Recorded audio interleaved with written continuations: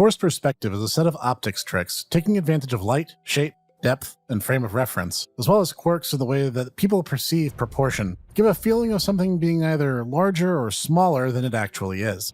A famous example of this in practice is the Central Castle attractions located in Disney theme parks, where the size of the bricks that make up the exterior walls give the impression that the castles are much, much taller than they actually are. These sorts of tricks are also used to make the cast of the only existing live-action adaptation of The Lord of the Rings, specifically the Peter Jackson version, though that's the only example, I don't know why I felt the need to phrase this as such, to make the actors portraying hobbits and dwarves shorter than elves and humans. I'm oversimplifying this a little bit, but it's an artistic principle that is very important to the game we're talking about today. And as usual, the SNEC is a bit late to the party on this one. Better late than never. After all, as this game illustrates so perfectly, that sometimes it's all a matter of changing your perspective on things. And today, I even had the benefit of getting to have a chance to sit down and interview the game's producer for today's episode. So let's put things in perspective. Join me for a closer look at Superliminal.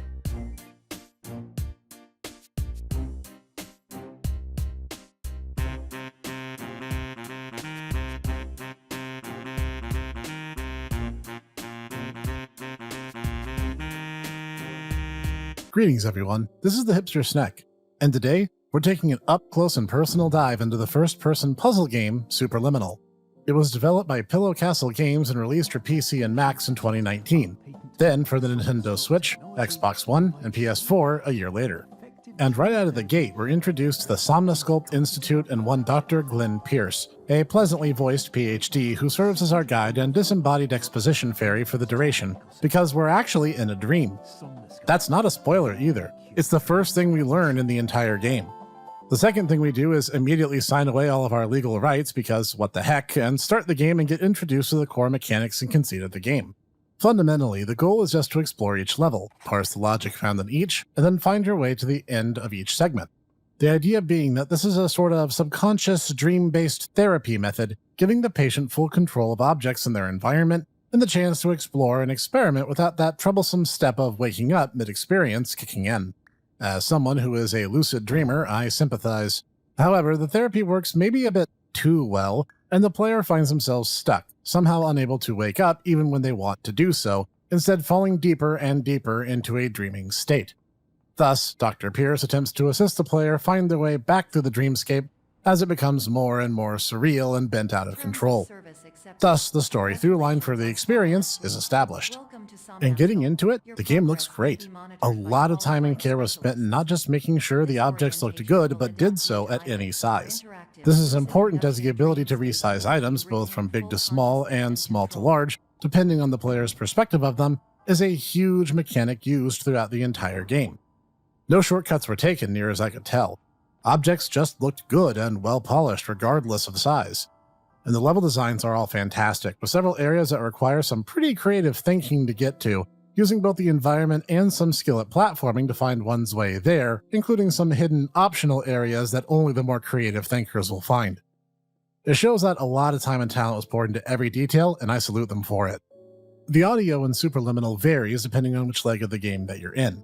From hotels with soothing elevator music on loop, to dark ambient warehouses, to near silence at some of the more tense moments, and then back on around again as I got to enjoy a little respite in a sort of movie theater. The music does precisely as it should, set the tone perfectly.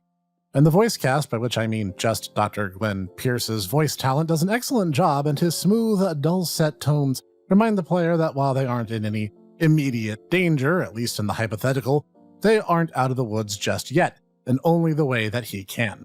Fun fact, according to the dev commentary mode, he also managed to perfectly enunciate a word salad just because they asked him to. Hello, name is my Pierce Dr. Glenn. To the Somnosculpt Welcome Experience, team of your care leader patient years 10 development.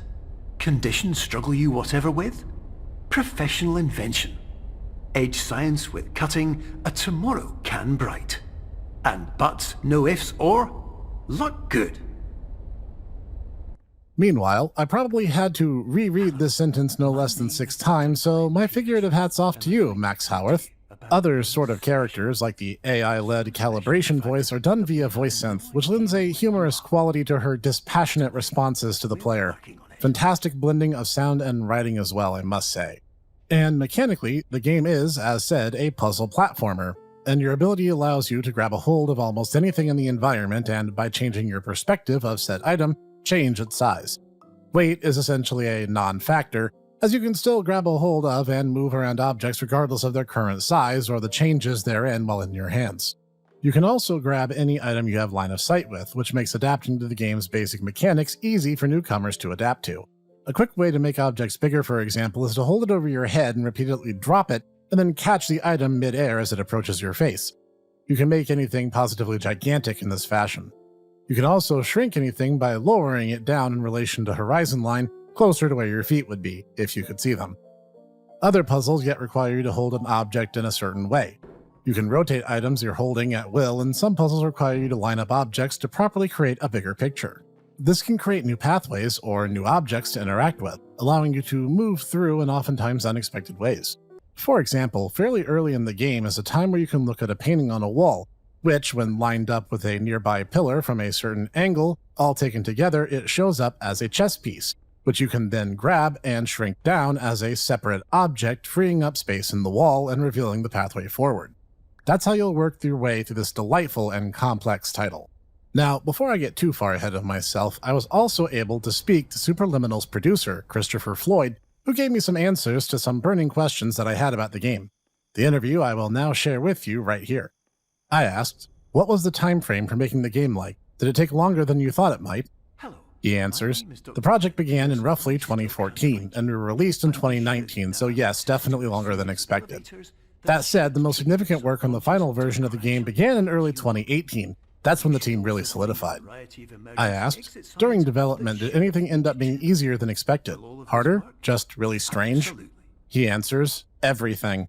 Because we're such a small team and making something that isn't really quite like anything else, it was a constant challenge to do anything, to decide on how something should be when there was nothing else to point to. It's difficult, but also somewhat freeing. I asked, that said, what were some of the challenges the team encountered? Any examples?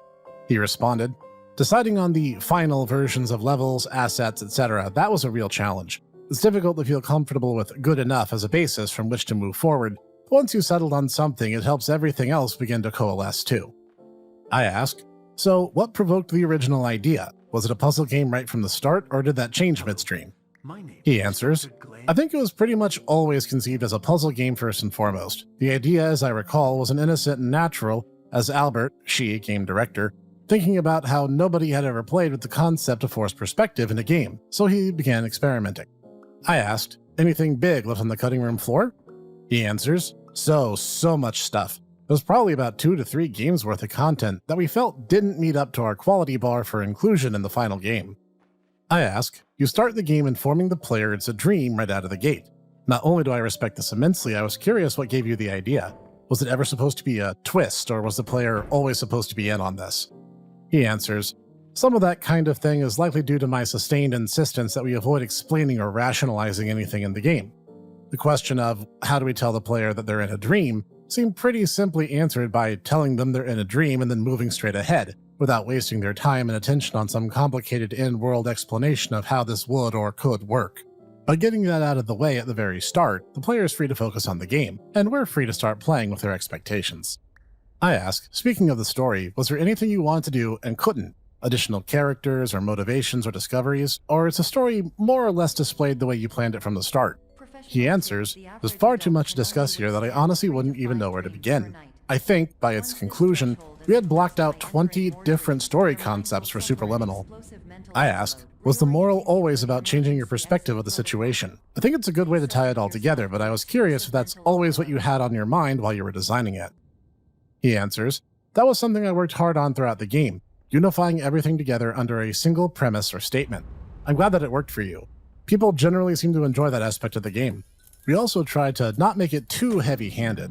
Regardless, at its core, by the end of Superliminal, you've likely begun reconsidering what perception means, at least a little.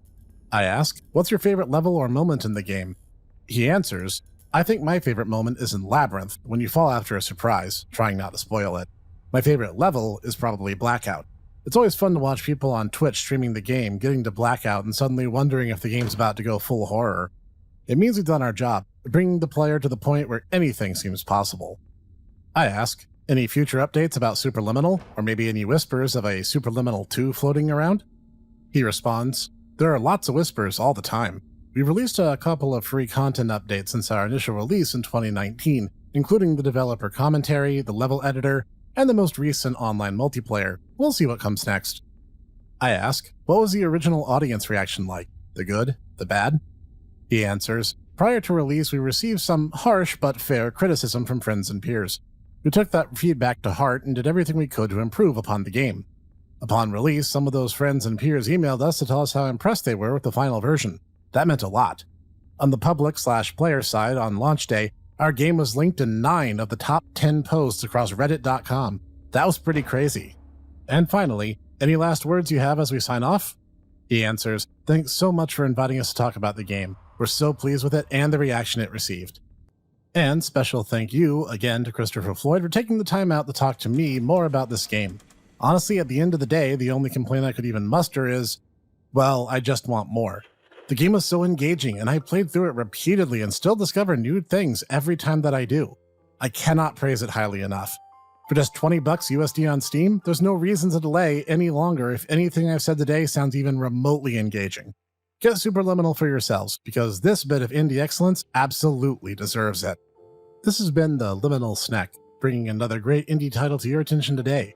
Be sure to tap the like button if you liked it, or leave a comment down below. Had you played this game before I even talked about it today? What did you think?